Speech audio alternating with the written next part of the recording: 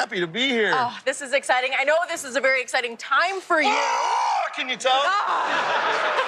Can you take me through the full story and how you became such a Chiefs fan? Well, got real used to getting beat by this guy over here in Arrowhead and Mile High a few times. No, I've been a Chiefs fan since I was a kid. I had season tickets as a kid, and just a passion of mine for my whole life being a Chiefs fan. And I never knew for sure we would get here, but I'm happy we're here now.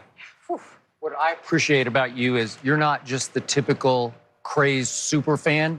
You really know your history. You know your stuff. You're plugged in. You've become almost like a Chiefs insider. Is that fair to say? I think I could tell you I'm a little bit of an insider. Yeah. I know stuff.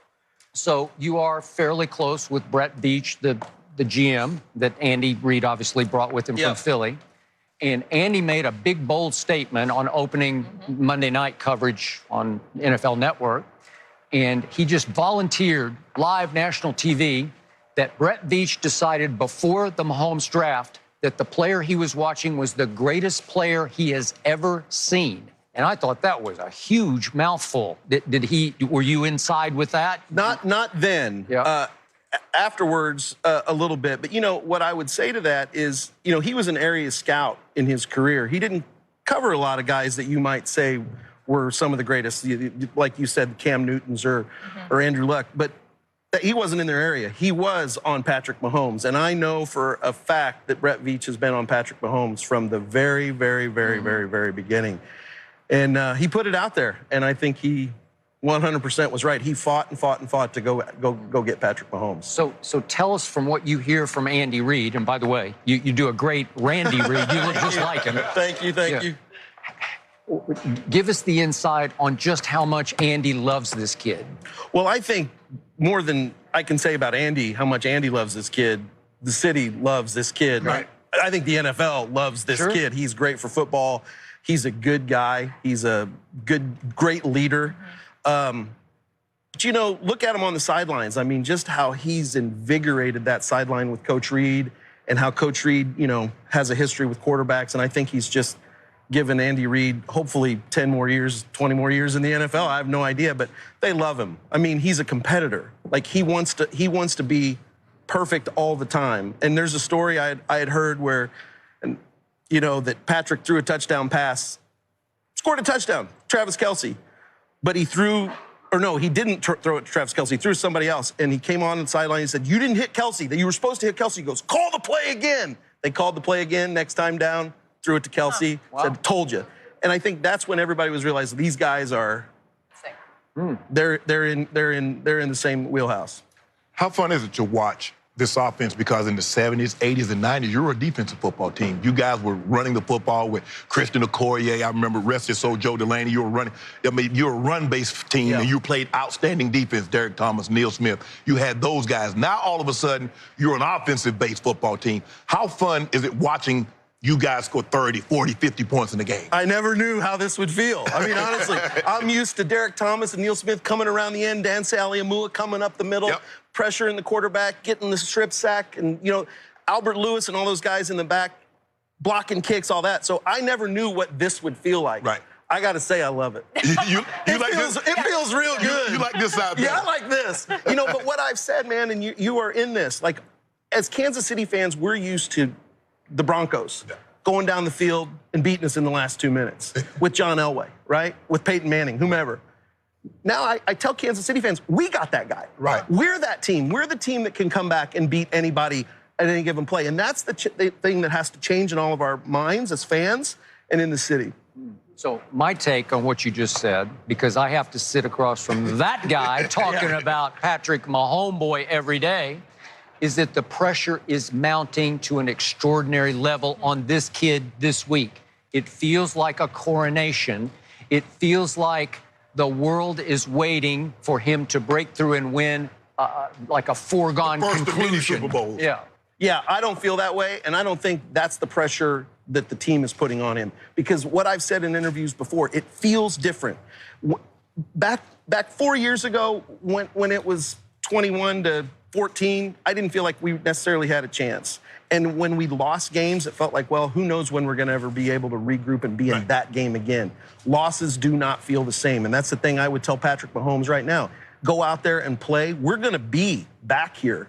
This isn't all the pressure on you right now. You can't feel that. You have to go out and be yourself and play the game. And you're supposed to be here. You've got the talent and skills to be here. Do what you do in this moment. Those guys on the other side of the field, they're scholarship athletes too, man. They're a professional team. They're here to beat us. But you got to do what you do, and if you don't get it done this time, we'll be back next year. Man, Eric, you're just really running away with this where you say you're going to be back here multiple times. It's hard to get back here. Absolutely it is. I'm not saying we're going to be back here, but we have the chance now. We did not have that infrastructure and the blueprint of success that we have now with Andy Reid, with Brett Veach, with Patrick Mahomes, and the idea that people want to come, you know, guys that are finishing up their contracts or their years or whatever, now free agents, who doesn't want to come play for Patrick Mahomes? So we're a team that we've never been before, where we have a lot of cylinders firing on different avenues. Okay, give us one concern that you have for Sunday. As a fan, I know deep down, because I know when I'm rooting for my Dallas Cowboys, there's always something sticking in my craw, like, uh-oh, if that happens, I'm in trouble. What's the uh-oh for Sunday? Well, the uh-oh happened 2 weeks ago, where we let the 3 weeks ago, where we let the Texans get up on us. That's an uh-oh. We can't do that for a third week in a row. Right. We cannot do that. Especially to that team. No, but we said that against the Titans. We said if we let the Tennessee Titans get up on us, they got Derrick Henry that's going to run it down our throat. And we came back from that. Hear me out. I do not want to get used to believing in coming back from deficits. What scares me is their front line. I mean, their defensive line is no joke, man. And D Ford's out to prove something. You know, I think he got a bum rap. I mean, yeah, he lined up offsides, but we shouldn't have been in the position where that mattered. You know, you got to outplay penalties, you got to outplay all that stuff. So he lined up offsides, made a mistake. So I think Kansas City nailed him for that. And I think he wants to prove something. I think he wants to get to Patrick. But Fish and Schwartz, we're good. They got a nickname. Fish and Schwartz. Oh, I like it. Left tackle, right tackle. Yeah.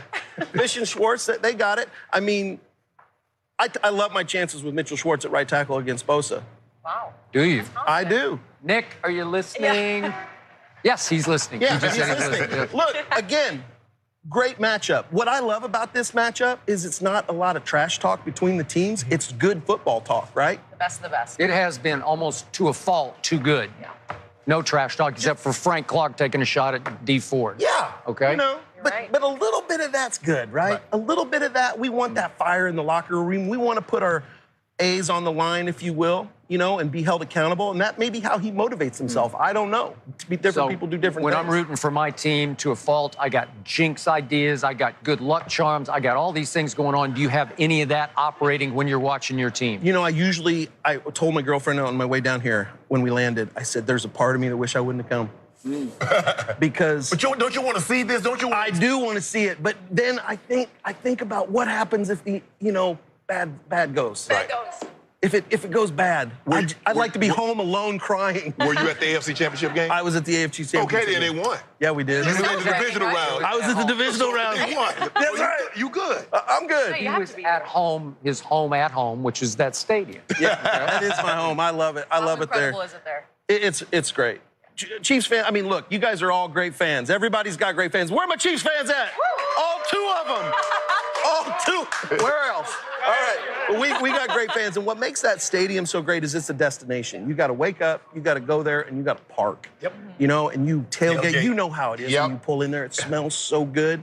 But I'm so excited. I'm so excited for the city, and that's what I got to tell Clark Hunt. It's like I never got to meet Lamar, but look what this is. Like, look what he built. This is a city's football team, and I'm just so proud that we're here and happy that we're here. The one thing I have going, the one reason I like the Chiefs, I knew Lamar Hunt very well. Great very guy. close with him.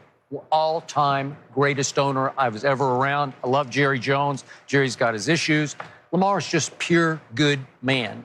And he named this game. He named it the Super Bowl. So for your sake and for that his memory, that would be cool. What are your worries? What put Shannon Sharp's worry in my head He so has I can none. Oh, yeah. Their ability to run the football. I don't think you guys are stout against the run. I think the thing is with Derrick Henry, you stop Derrick Henry because you know he was going to hand it to him or run it to him, or hand it to him or toss it to him. Kyle Shanahan is going to line up in so many different formations. So many different guys are going to have an opportunity to run the football.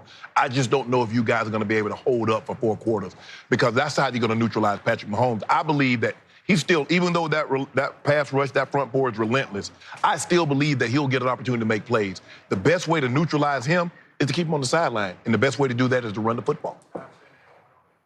What do you think about the Kyle Shanahan, Andy Reid matchup, though? Because Andy Reid's got to be thinking what you're thinking, so Andy Reid's got a little something in his little basket of tricks for that. Well, look, you're not going to win the game running the football. Patrick Mahomes has to be great. Yeah. There's no other way around. See, Jimmy Garoppolo doesn't have to be great in order for them to win.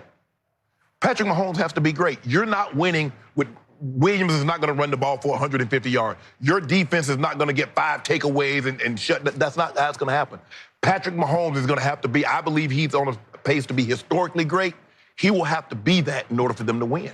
Well, and this is where we're glad that the guy that has to be great is great. Yeah. I mean, because it'd be different if I had to be great in this game. Yeah, I mean, if we was asking Dak Prescott to be this, I mean.